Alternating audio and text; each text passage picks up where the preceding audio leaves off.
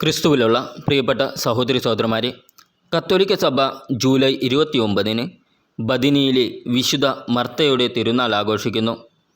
ബദിനി എന്ന ഗ്രാമത്തിലാണ് മർത്ത തൻ്റെ സഹോദരൻ ലാസറിൻ്റെയും സഹോദരി മേരിയുടെയും കൂടെ വസിച്ചിരുന്നത്. മൂവരിൽ മൂത്തത് മർത്തയാണെന്ന് പറയപ്പെടുന്നു. ലാസറിൻ്റെ ഉയർപ്പിൽ മർത്ത തൻ്റെ പങ്കുവഹിച്ചിട്ടുണ്ട്. അവളുടെ സങ്കടമൊഴികൾ കേട്ട് ഈശോ ലാസറിനെ ഉയർപ്പിക്കുന്നു. മർത്ത സേവനപരമായ പ്രേക്ഷിത വേലയുടെ പ്രതീകമാണ്.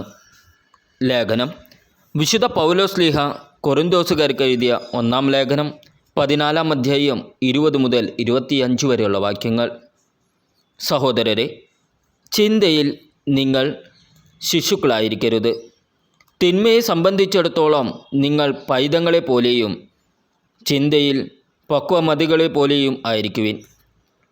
നിയമത്തിൽ ഇപ്രകാരം എഴുതപ്പെട്ടിരിക്കുന്നു: അന്യഭാഷകൾ സംസാരിക്കുന്ന ആളുകൾ മുഖേനയും അന്യദേശക്കാരുടെ അധരങ്ങൾ മുഖേനയും ഞാൻ ഈ ജനത്തോട് സംസാരിക്കും, എന്നാലും അവർ എന്നെ കേൾക്കാൻ കൂട്ടാക്കുകയില്ല എന്ന് കർത്താവ് പറയുന്നു. ഭാഷാവരം വിശ്വാസികൾക്കുള്ളതല്ല, അവിശ്വാസികൾക്കുള്ള അടയാളമാണ്. പ്രവചനമാകട്ടെ അവിശ്വാസികൾക്കല്ല, വിശ്വാസികൾക്ക് വേണ്ടിയുള്ളതും. ആകയാൽ സഭ മുഴുവൻ സമ്മേളിച്ചിരിക്കെ ഓരോരുത്തരും ഭാഷാവരത്തോടെ സംസാരിക്കുന്നതായി അജ്ഞരോ അവിശ്വാസികളോ വന്നു കണ്ടാൽ നിങ്ങൾക്ക് ഭ്രാന്താണെന്ന് അവർ പറയുകയില്ലേ?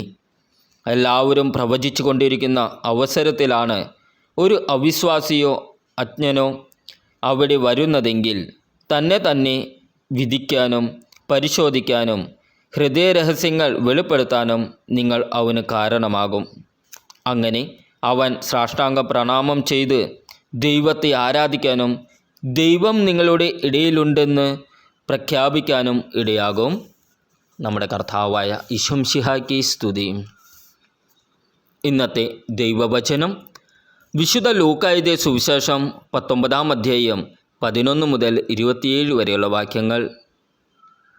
അവർ ഇത് കേട്ടുകൊണ്ടിരിക്കുമ്പോൾ അവൻ തുടർന്ന് ഒരു ഉപമ പറഞ്ഞു. കാരണം അവൻ ജെറുസലേമിന് പുറത്തായിരുന്നു.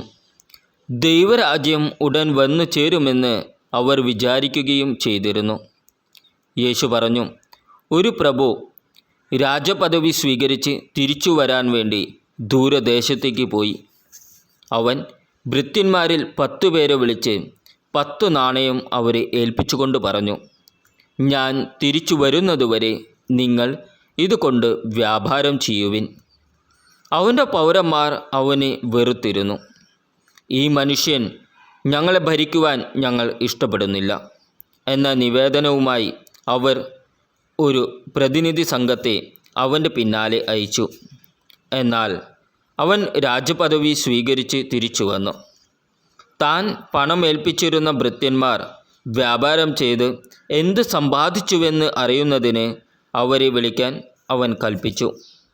ഒന്നാമൻ വന്നു പറഞ്ഞു: യജമാനനെ, നീ തന്ന നാണയം 10 കൂടി നേടിയിരിക്കുന്നു. അവൻ പറഞ്ഞു: കൊള്ളാം, നല്ലവനായ ഭൃത്യ, ചെറിയ കാര്യത്തിൽ വിശ്വസ്തനായിരുന്നതുകൊണ്ട് 10 നഗരങ്ങളുടെ മേൽ നീ അധികാരിയായിരിക്കും. രണ്ടാമൻ വന്ന് പറഞ്ഞു: യജമാനനെ, നീ തന്ന നാണയം 5 കൂടി നേടിയിരിക്കുന്നു. യജമാനൻ അവനോട് പറഞ്ഞു: 5 നഗരങ്ങളുടെ മേൽ നീ അധികാരിയായിരിക്കും. വേറൊരുവൻ വന്ന് പറഞ്ഞു: യജമാനനെ, ഞാൻ തുണിയിൽ പൊതിഞ്ഞ് സൂക്ഷിച്ചിരുന്ന നിൻ്റെ നാണയം ഇതാ. നിന്നെ എനിക്ക് ഭയമായിരുന്നു, കാരണം നീ കർക്കശനും വയ്ക്കാത്തത് എടുക്കുന്നവനും വിതയ്ക്കാത്തത് കൊയ്യുന്നവനുമാണ്.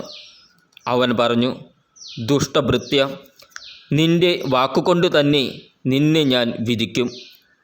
ഞാൻ കർക്കശനും വയ്ക്കാത്തത് എടുക്കുന്നവനും വിതയ്ക്കാത്തത് കൊയ്യുന്നവനും ആണെന്ന് നീ അറിഞ്ഞിരുന്നല്ലോ.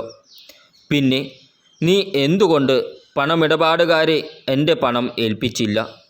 എങ്കിൽ ഞാൻ മടങ്ങി വന്നപ്പോൾ പലിശയോടുകൂടി അത് തിരിച്ചു വാങ്ങുമായിരുന്നില്ലേ? അവൻ ചുറ്റും നിന്നവരോട് പറഞ്ഞു: അവനിൽ നിന്ന് ആ നാണയമെടുത്ത് 10 നാണയമുള്ളവന് കൊടുക്കുക. അവർ അവനോട് യജമാനന് അവന് 10 നാണയമുണ്ടല്ലോ എന്ന് പറഞ്ഞു. ഞാൻ നിങ്ങളോട് പറയുന്നു, ഉള്ളവന് കൊടുക്കപ്പെടും, ഇല്ലാത്തവനിൽ നിന്ന് ഉള്ളതുപോലും എടുക്കപ്പെടും.